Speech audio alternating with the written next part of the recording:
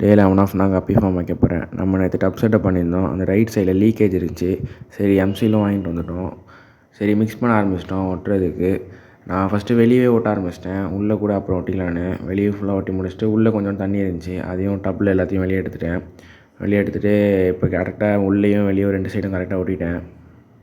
சரி ஓகே, இது முடிஞ்சிச்சுன்னு ஃபிஷ்ஷுக்கும் ஃபீட் பண்ண ஆரம்பிச்சிட்டேன். எல்லாமே நல்லா சாப்பிட்டுச்சு எப்பயும் போல தான். அப்புறம் கீழே போய்ட்டு நம்ம பேரண்ட் ஸ்டெப்பு சும்மா தான் இருந்துச்சு.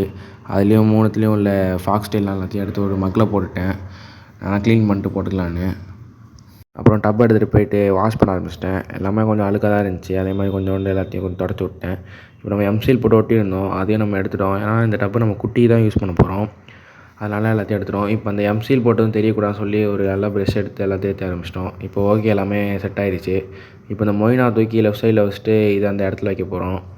இப்போ அதே மாதிரி மொயினாவையும் தூக்கி லெஃப்ட் சைடில் வச்சாச்சு. இப்போ இந்த டப்பையும் தூக்கி அதோட இடத்துல வச்சாச்சு. சரி ஓகே, இனிமேல் தண்ணி பிடிக்க வேணாம்னு சொல்லிட்டு தண்ணியும் பிடிக்க ஆரம்பிச்சிட்டேன். பிடிச்சி எடுத்துகிட்டு போயிட்டேன். அப்போ அதில் அப்படியே ஊற்ற ஆரம்பிச்சிட்டேன். ஒரு 2 டப்பு தேவைப்பட்டுச்சு ஃபுல்லாக நிறைய.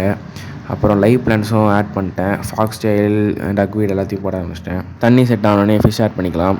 இப்போதைக்கு தான் நம்ம ஆல் ஓவர் செட்டப். இன்றைக்கான வீடியோ தான். டே 12 செய்யலாம். தேங்க்யூ.